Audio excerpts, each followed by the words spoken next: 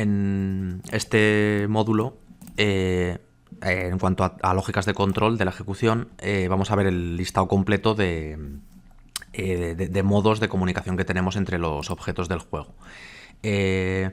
Hay algunos métodos o algunas funciones que vamos a utilizar que no están realmente vinculadas a comunicaciones entre objetos. Por ejemplo, vamos a ver cómo clonar nuevos objetos en la escena. Eso no es comunicar, o sea, no tiene que ver directamente con comunicar.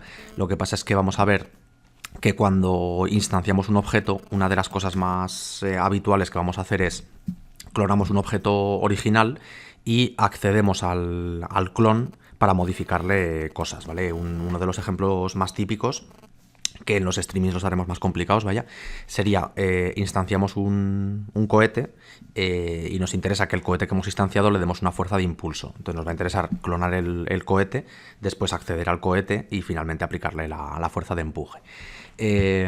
Los modos de instancia son bastante sencillos, entonces por enumeraros un poquito los ejercicios que vamos a ir haciendo o los que os voy a proponer que hagáis, con instancia se pueden hacer pues sí, lanzamisiles, ¿vale? Pero hay un ejercicio que sí que quiero que hagamos en el directo, que va a ser el disparo de una escopeta recortada, porque nos va a suponer tener que instanciar una cantidad de proyectiles, porque la escopeta dispara varios balines, ¿vale? Y a cada uno de esos proyectiles vamos a tener que modificarles el vector de avance, porque no nos interesa que los 8 o los 9 proyectiles vayan en línea recta, sino que nos va a interesar meterles unos cuantos grados de desviación. Para esto que os digo de la desviación de vectores, es algo que creo que estaba subido en el módulo 2 del servidor, o sea que lo tendréis por ahí para ver el script, pero yo lo sacaré hecho, porque desviar un vector una cantidad fija de grados, por ejemplo, hacer que un vector se desvíe 15 grados en un cono, no es algo que sea sencillo de programar y hace falta saber bastante de matemáticas. Entonces es un script que lo hizo un matemático que es compañero y lo utilizo yo para estos casos, ¿vale? Además de lo de desviar proyectiles, que bueno, que simplemente es un detalle, también vamos a hacer spawners, realmente disparar y hacer un spawner de enemigos, por ejemplo. La técnica es la misma, se trata de instanciar. Lo que pasa es que en el spawner pues nos va a interesar, entre otras cosas, que el área de aparición de los enemigos pues sea limitada y, por ejemplo, pues los enemigos aparezcan dentro de un área esférica con cierto radio, o que los enemigos aparezcan dentro de un área con forma de cubo, como por ejemplo pasa en los spawners del Minecraft, ¿vale? Bueno, en cuanto a instancia, pues hay muchísimos casos prácticos más, simplemente es por enumeraros unos poquitos, pero realmente todo deriva o de disparar o de spawnear. Cuando empecemos a instanciar, lo que nos va a pasar es que vamos a necesitar controlar la ejecución, porque todo lo que clonemos, si no lo destruimos, va a quedarse en ejecución y va a saturar la ejecución del juego. Entonces, cuando veamos instancia, a la vez que la veamos, vamos a ver destrucción de objetos. Lo que pasa con la destrucción, parece que al principio que va a ser una instrucción muy sencilla en la que le dices destrúyeme este GainObject, y realmente va a ser así, o sea, se puede destruir un objeto.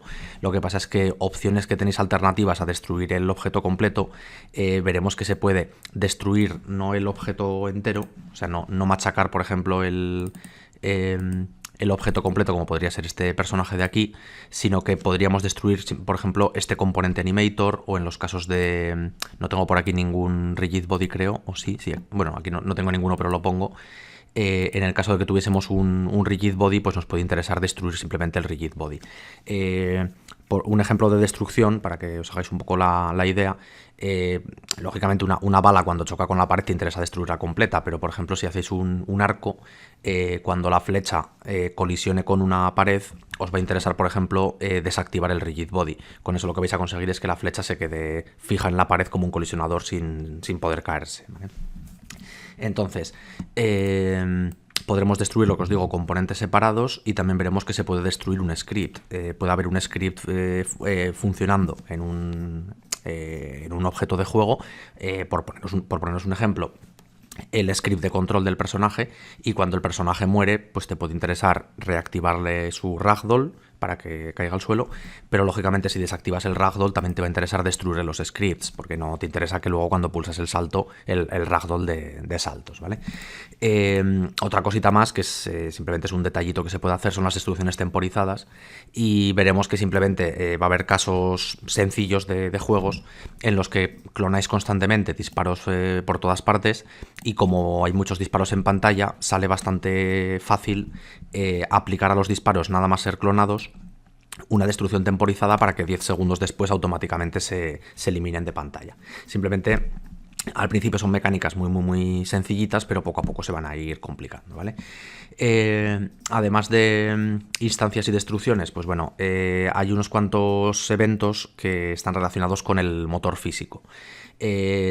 Son tres grupos, por así decirlo. Unos de ellos son los triggers, que ya hemos hablado bastante de ellos. Simplemente son áreas de colisión en las que podemos detectar si un objeto está dentro o está fuera. De hecho, bueno, hay 3 modos de detección del evento de trigger, que esto es como siempre, ¿vale? Ya hemos visto lo mismo con colisiones o con respuesta del teclado o con eventos de animación.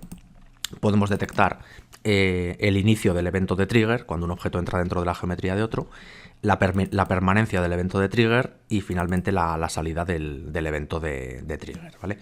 ¿Qué va a pasar con un evento de trigger? Pues bueno, cada vez que se dé se nos va a proporcionar una información. Veremos que la información en el caso del evento de trigger pues es bastante breve. Simplemente la información nos va a decir cuál es el objeto que nos ha entrado en el área, ¿vale? Pero ya veremos que va a haber casos en los que pues queramos acceder a ese objeto o incluso acceder a múltiples objetos. Un ejemplo típico: tengo un colisionador con forma de caja, lo marco como trigger para que haga de puerta, y vamos a suponer que lo programamos para que cuando detecte que algo entre en la puerta se cambie de escena. Pueden darse muchos casos. Puede pasar que sea el personaje el que entre en la puerta, en ese caso pues interesa que se produzca el cambio, pero puede que sean los disparos los que pasan por la puerta. En ese caso el trigger de la puerta debería ignorar los disparos y no ejecutar el cambio de escena, ¿vale? De hecho, lo que os digo de los disparos en la puerta, puede que haya múltiples disparos. Incluso un evento de trigger no tiene por qué responder solamente a un acceso en un frame, sino que si hay 8 objetos a la vez entrando en el trigger, estos eventos se disparan 8 veces, ¿vale? Entonces aprenderemos a controlar ese tipo de cosas. Muy similar a los eventos de trigger, pero con un consumo un poco más alto, están los modos de detección de colisión. Por así decirlo, es parecidísimo. Ya veis que a nivel de métodos pues tenéis entrada, permanencia y salida exactamente igual. Se va a generar información a partir del evento de colisión. Lo que va a pasar, y esto es para que lo tengáis ya claro desde ahora, el evento de colisión genera más consumo de recursos que el evento de trigger. Cosas curiosas que vais a empezar a ver estos meses o estas semanas en juegos de disparos es cuando empiezas a hacer estas cosas, pues te da por decir, vale, pues todo colisiones. La bala colisiona, pues hago tal. El personaje colisiona, pues hago esto otro. Y pasa que por eficiencia y por evitar conflictos con el motor físico, que ya hemos hablado mucho de que el motor físico va a su aire, si NVIDIA Physics dice que esto tiene que subir para arriba, pues sube para arriba. Entonces es muy frecuente que por eficiencia y por todos estos detallitos, los juegos de disparos se basen finalmente en eventos de trigger y no en eventos de colisión, ¿vale? Durante estas prácticas que vais a hacer, pues vais a ver que los eventos de colisión que funcionan muy bien, pero que requieren que haya física libre, o sea, que haya rigid bodies libres en la escena, y que eso causa problemas, ya lo habéis visto hasta ahora. Entonces los métodos de colisión hay veces que no funcionan tan bien como te esperas, y muchas veces toca moverse a eventos de trigger, ¿vale? Bueno, más cosas sobre el evento de colisión, que tened claro ya desde ahora que el evento de trigger, os he dicho que generaba un poquito de información que básicamente es el acceso al objeto que ha desatado el evento, pero en el caso del evento de colisión la información que se genera es bastante más, es más amplia. Por poneros un poco de resumen de qué es cuál es la información que se intercambia cuando hay un evento de colisión, pues puede haber, bueno, y de hecho hay un array de puntos de impacto. Cuando todos son esferas, o sea, cuando empiezas a hacer ejercicios con esferas simples, cuando una esfera choca con otra, el punto de impacto es uno y solo uno. No hay posibilidad de que 2 esferas choquen entre sí con varios puntos de impacto. Pero cuando empecéis a trabajar ya con geometrías un poco más raras, por ejemplo, los Mesh Colliders, ya habéis visto que los Mesh Colliders los podéis aplicar como... A ver, un segundo que lo abra. Los Mesh Colliders los podéis aplicar como convexos. A ver si se lo podemos hacer a este señor de aquí. Componente físico Mesh Collider. Y a ver si me saca la opción de convex. No sé si... A ver, un segundo si me ha dado error o no. Vale, no me ha sacado error ahora. Bueno, a ver, más fácil que con el base mail, que tampoco hace falta. En el caso del cilindro, ¿vale? Que es más sencillo. La cápsula no, perdón, el cilindro. Ya sabéis que el cilindro de Unity tiene la curiosidad de que su colisionador es una cápsula. Es decir, si yo desactivo el mesh renderer del cilindro, la geometría de colisión es una cápsula y no funciona muy bien. O sea, no se puede poner tieso porque se acaba derrumbando, ¿vale? Entonces, una de las opciones era eliminar el Capsule Collider, meterle un componente físico de Mesh Collider y a ese Mesh Collider marcarle la opción de convex para que en este caso sí que la geometría de colisión del cilindro sea fiel a la forma. Pues bueno, en estas geometrías que son un poco más complicadas, sí que es posible que cuando choca una geometría con otra, los puntos de impacto no sean ni 1, ni 2, ni 3, sino que pueden ser un montón. Esta geometría pues es sencillita, pero pensad la geometría que puede tener este personaje o la geometría que puede tener una nave espacial. Entonces, ya de entrada... Es lo que os digo, se genera mucha más información, en el momento que vuelva al PDF, y entre toda esa información están los puntos de impacto que ya veremos cómo trabajar con ellos. Siendo un array, aunque tampoco hemos hecho ejercicios todavía muy extensos sobre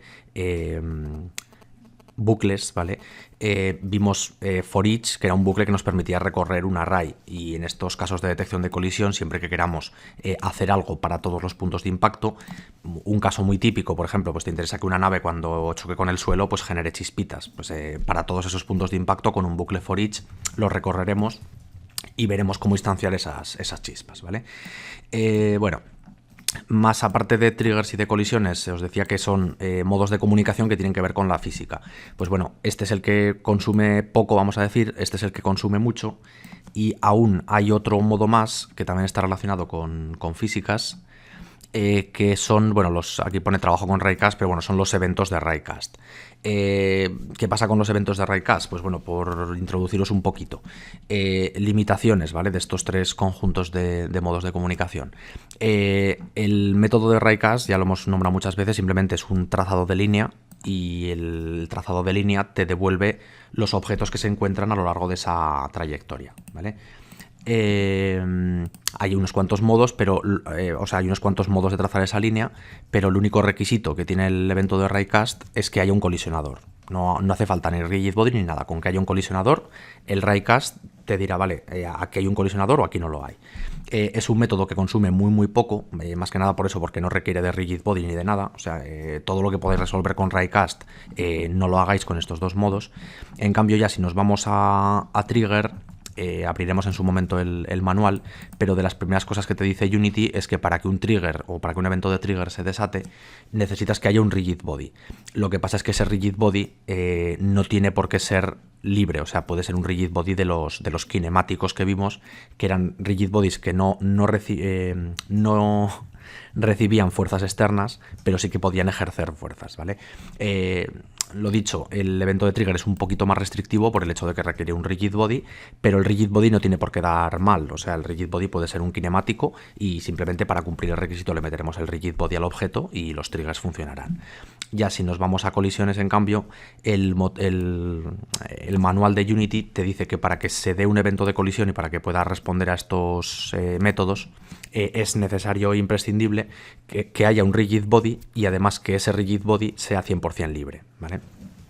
Conclusiones, pues bueno, por ejemplo, para juegos de lucha, en plan Street Fighter, es inviable que la respuesta a los ataques lo programes mediante colisiones, porque en el momento que quieras que haya una colisión vas a necesitar un rigid body libre, y en el momento que haya un rigid body libre el personaje se te va a caer al suelo. Entonces todos los eventos para un juego de lucha, digo Street Fighter como cualquier otro beaten up, ¿vale? O juego de lucha uno contra uno, me da igual, todo esto se haría con eventos de trigger, donde los rigid body los pondremos pero nos causarán problemas a nivel físico. Bueno, volviendo otra vez a los Raycast, que es lo que os digo que son los métodos más eficientes y que se utilizan para un montón de cosas, ¿vale? Hay una lista larguísima de modos de Raycast y aquí, bueno, os enumero unos cuantos, pero tenemos desde el Raycast normal, que nos puede servir, por ejemplo, para hacer un detector de suelos. No sé si recordáis con los controladores de animación al final del módulo, que os comenten alguno, pues es que aquí nos haría falta tener un mecanismo para detectar el suelo. Pues bueno, podríamos tener un Raycast simple que lo tiraríamos desde los pies hacia abajo y nos diría si el personaje está en el suelo o no. Casos un poco más raritos, pues hay veces que te interesa tirar un Raycast y que todos los objetos que estén en la línea te sean retornados dentro de un array. Entonces están los métodos estos de Raycast all, todos los que acaban en la palabra all, son aquellos en los que la geometría de rayo te va a devolver todo lo que haya en la línea. Casos de Raycast all, pues es que realmente pensad que queréis hacer un juego de balística, que de hecho en esta parte del servidor tenéis propuesto hacer un simulador de balística, lo podéis complicar todo lo que queráis. Pues bueno, os puede interesar hacer que las balas atraviesen objetos, o no solo eso, sino que os puede interesar que las balas incluso atraviesen ciertos objetos sí, ciertos objetos no, o que puedan atravesar hasta n objetos. Pues bueno, para todos estos métodos veremos que el método de Raycast all se invoca muy parecido a este, con la diferencia prácticamente de que en lugar de retornarte el objeto impactado, te retorna un array con todos los objetos impactados, ¿vale? Esto pasa con todos los de all, que hay un puñado. Más métodos de Raycast, de hecho creo que tenéis subida una lista con toda la lista completa, que aquí esto simplemente es un esquema. Pues bueno, está el Raycast esférico, que la única diferencia que tiene es que en lugar de ser un rayo es una especie de cilindro, pero es que veréis en el manual que también tenéis Capsulecast, que detecta lo que hay dentro de una cápsula, e incluso hay un método que se llama Overlap, que también lo usaremos, que ese método te devuelve todo lo que hay dentro de una esfera. Ya veis que os hablo de ray como que es un rayo, pero que, ostras, que ya luego deja de ser un rayo enseguida. Por ejemplo, el Overlap Sphere, que es el método que os digo de detección de objetos dentro de una esfera, la idea es, lanzáis una granada, la granada explota y os interesa que todo lo que se encuentre a un determinado radio o dentro de un radio alrededor de la granada reciba daño. Pues para esos casos usaremos el Overlap Sphere, obtendremos todo lo que está dentro de una esfera de radio 5, por ejemplo, y para ese array de resultados que tenemos, pues procesaremos lo que corresponda. Les haremos daño, los destruiremos o lo que toque, ¿vale? Ahora que os digo esto de destruir, también quería aclararos que aquí tenéis todos los modos de lógica de control separados en grupos, pero que es muy frecuente y nos va a tocar muchísimo en este trimestre, que haremos un caso práctico y a veces nos va a tocar usar un Raycast para una cosa, después el trigger para otra y luego una destrucción. O sea, es bastante frecuente que en los casos prácticos luego mezcles todos los modos de lógicas de control. Bueno, más cositas sobre Raycast, pues se puede trabajar con layers. Esto creo que ya lo hemos comentado varias veces. Por ejemplo, con colisiones también se podían usar layers para que ciertos objetos se ignoren, y con el Raycast lo mismo. Esto habréis jugado muchas veces a juegos en los que las balas atraviesan las cajas de madera, pero no atraviesan las paredes. Pues simplemente se trata de tener un layer con las cajas de madera y a la hora de invocar el Raycast decirle que ignore el layer de las capas de madera, ¿vale? Cuando hagamos Raycast, pues lo que nos va a interesar siempre, y esto es así con todos los grupos de lógica de control, es acceder a los objetos que han sido detectados. Esto lo que más nos interesa ahora es eso, cómo acceder a los objetos de juego. Más cositas que se harán con el Raycast, pues bueno, hay un caso práctico que es muy curioso, porque os he dicho que hay muchísimos modos de trabajar con Raycast, rayo, esfera, cápsula, etcétera, pero hay uno en cuestión que es el Conecast, que es el Raycast en forma de cono, y ese Raycast no está implementado por Unity. ¿Para qué te puede interesar tener un Raycast con forma de cono? Pues es bastante típico en videojuegos. No sé si habéis jugado a Comandos, por ejemplo. Hay personajes que tienen un cono de visión, y si tú estás dentro del cono de visión, pues te van a por ti, y si estás fuera del cono de visión, pues no te ven, ¿vale? No hay un Conecast implementado por Unity, entonces va a haber que hacer una pequeña triquiñuela con vectores, lo de siempre, para poder generar un Conecast. Entonces este ejercicio lo haremos porque es una pena que Unity no lo traiga de serie. Luego esto realmente en proyecto final igual ni siquiera lo utilizáis, pero yo creo que es bueno que sepáis manejar todos los tipos de lógica de control posibles, o por lo menos cuantos más mejor. Bueno, más problemitas sobre Raycast. A ver, con triggers y colisiones, una de las ventajas que tienen estos dos modos es que son muy visuales. Cuando un objeto entra dentro de un trigger, tú enseguida ves en el motor que el objeto está dentro del colisionador y puedes comprobar si ha funcionado el evento o no. En un modo de colisión lo mismo, tú enseguida ves visualmente que el objeto choca o que no choca. En cambio, un problema muy grande con los Raycast es que son invisibles. Veremos un modo de debug que se va a encargar de que cuando estemos tirando Raycast, además de poder a nivel lógico hacer que funcione el Raycast, podamos ver a nivel visual líneas en la escena que nos digan si, bueno, que nos dejen ver si realmente estamos tocando el objeto o no lo estamos tocando. Os decía que Raycast vale para muchas cosas. Hay casos prácticos muy rebuscados, pero que sí que interesa que veamos. Y, por ejemplo, esto ya sé que suena un poco raro, pero son rayos desde la cámara. ¿A qué me refiero con esto? Pues a ver, va a ser muy habitual, o es habitual en juegos, que tengamos, mirad mi ratón, ¿vale? Una posición 2D de pantalla y que nos interese que cuando en esa posición 2D de pantalla hay un objeto, en este caso este cubo, pues que simplemente al poner el ratón encima, el cubo haga algo. Esto no es tan fácil porque el cubo tiene una posición 3D en el mundo, mientras que el ratón tiene una posición 2D de pantalla. ¿Cómo haremos para comunicarnos de esta manera? Pues vamos a ver unos cuantos modos. Aquí os hablo del Screen Point Array, pero hay un puñado más y ya los iremos enumerando. Pero siempre va a haber un modo que dada una coordenada 2D te va a devolver la posición de un objeto 3D. En este caso lo que se hace es, a partir de la coordenada 2D del ratón, perpendicular a la cámara, lanzar un rayo y con ese rayo obtener acceso al objeto, ¿vale? La idea sería que si la cámara es esto de aquí, a ver si nos podemos acercar un poco más al punto inicial. A ver, ahí me he ido, Vale. Vamos a subirla un poquito para que no nos liemos. Vale, bueno, tenéis aquí el plano cercano de captura de la cámara. Pues bueno, el ratón, por así decirlo, se desplaza siempre dentro de este plano de captura.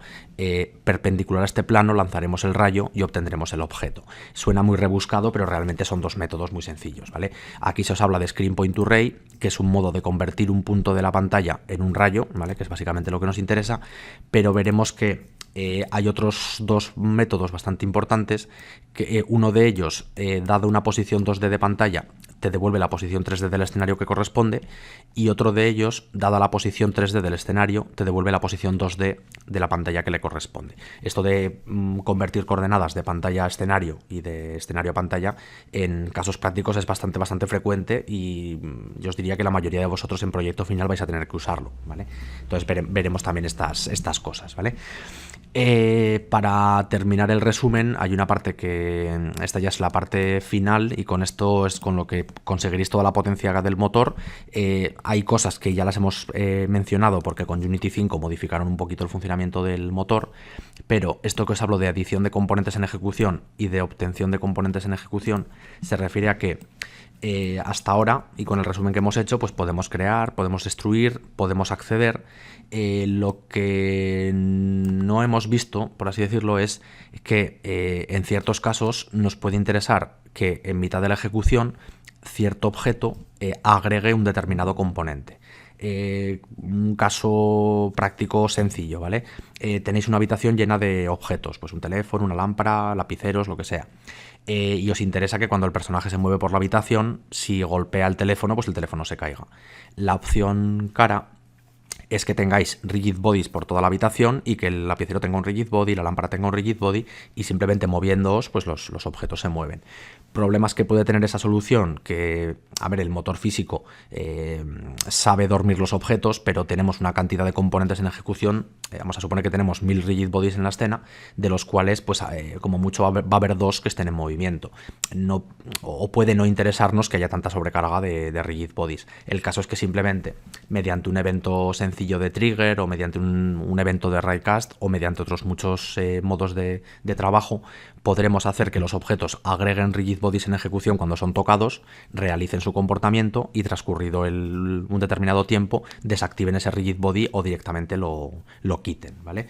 Entonces, para esos casos, la adición de componentes se hace mediante un método llamado addComponent. Es un método genérico, ya hablaremos de a lo que se refiere con métodos genéricos, pero la idea va a ser que cualquier tipo de componente, sea un rigid body o sea un colisionador o sea lo que narices sea, lo vamos a poder agregar en ejecución.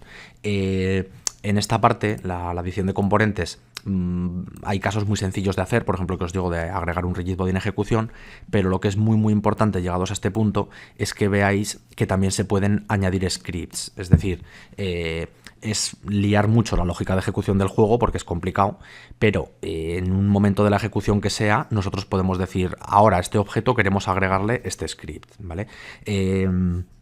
Casos prácticos, pues por ejemplo, vamos a suponer que tenemos un personaje que cuando dispara envenena al objetivo. Nos puede interesar que, vale, pues disparamos al objetivo.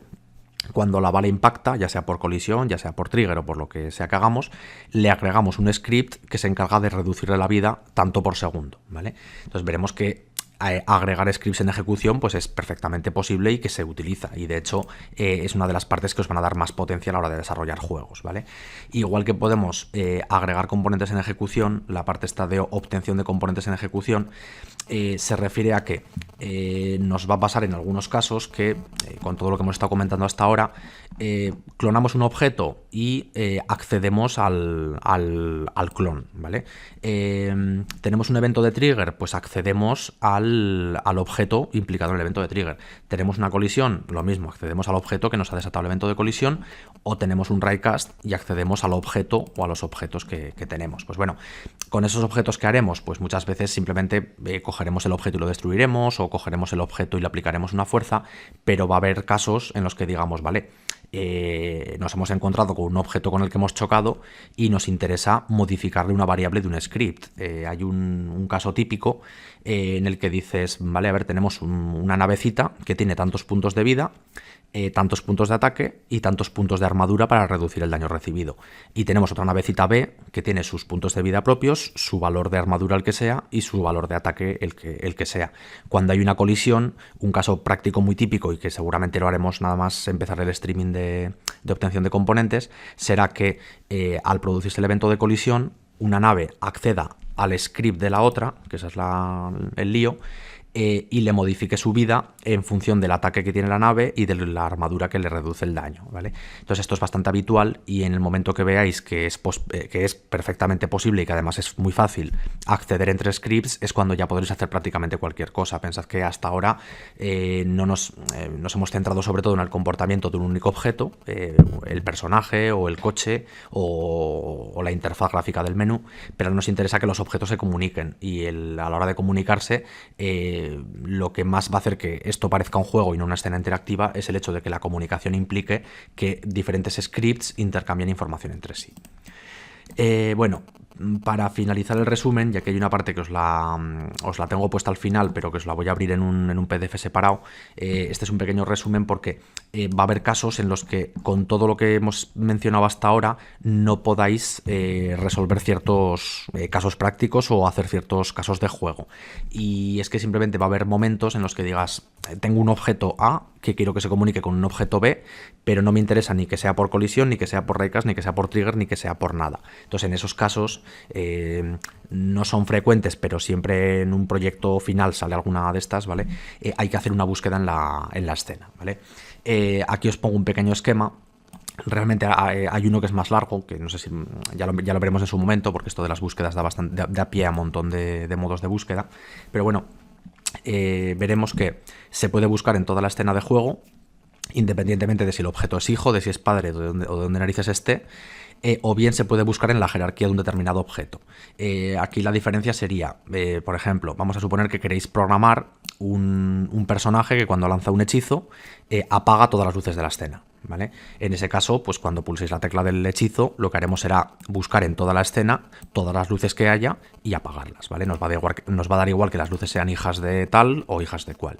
En cambio, un caso práctico que además es interesante, porque esto aprenderemos a hacerlo.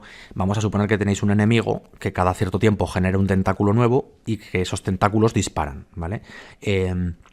En ciertos casos de la ejecución, pues el enemigo puede tener un tentáculo y disparar una vez cuando le toque, o en cierto caso de la ejecución puede tener 200 tentáculos y todos ellos disparar a su vez, ¿vale? Pues bueno, veremos que es posible hacer que ese pulpo que estamos haciendo sea capaz de buscar en su jerarquía cuántos tentáculos tiene y, por ejemplo, si no tiene tentáculos, que se muera, y si tiene tentáculos, pues que ejecute el método de disparar en todos los tentáculos a la vez para que disparen al mismo tiempo. Sé que suena un poco raro, pero la idea será, pues eso, que podemos buscar sin restricción o con la restricción de que busquemos en una sola jerarquía de objetos. Más formas de catalogar las posibles búsquedas, pues bueno, hay búsquedas que las haremos de un solo objeto, habrá veces que, ya os digo, son casos prácticos un poco algunos raros, ¿vale? Pero puede pasar que un enemigo llega a la escena y dice, vale, voy a buscar al personaje para ver dónde está. Una forma muy fácil es buscarlo en la escena, y la búsqueda sería simple porque sabes que personaje solo hay uno, ¿vale? Pero en otros casos sí que te puede interesar decir, pues por ejemplo, en el caso de las luces que os decía de apagar todas las luces, os puede interesar hacer una búsqueda múltiple en la que a la hora de buscar no queráis un resultado único, sino que queráis un array con todos los resultados, ¿vale? Entonces también veremos que hay modos de buscar así y modos de buscar así. Y luego en cuanto a criterios de búsqueda, para terminar, está bastante acotado. La única puñeta es que como hay muchas posibilidades, pues hay unos 15 métodos diferentes de búsqueda, pero bueno, los criterios básicos a la hora de buscar objetos es que los busquéis por nombre, cosa que no os recomiendo hacer nunca porque la búsqueda por nombre es la que más consume con diferencia, ¿vale? El modo que os aconsejo es buscar por tag, ¿vale? A la hora el motor trabaja muy eficientemente cuando le dices, mira, búscame el objeto o todos los objetos que tengan el tag player o que tengan el tag disparo. Y esto es una búsqueda muy eficiente. Y después hay otro tipo de búsqueda que esta es rara, vamos a decir, pero también se usa, que es buscar un objeto o varios objetos de la escena, solo aquellos que tengan determinado componente. ¿Vale? Pues me refiero a que, por ejemplo, buscar todos los objetos que tengan un box collider o buscar todos los objetos que tengan un animator, ¿vale? Y el caso que os decía antes de las luces, en este caso, si vamos a implementar una magia que apaga todas las luces de la escena, haríamos una búsqueda en la escena, sería una búsqueda múltiple y la búsqueda la haríamos por componente. Básicamente buscaríamos todos los objetos de la escena que llevan un componente light, ¿vale?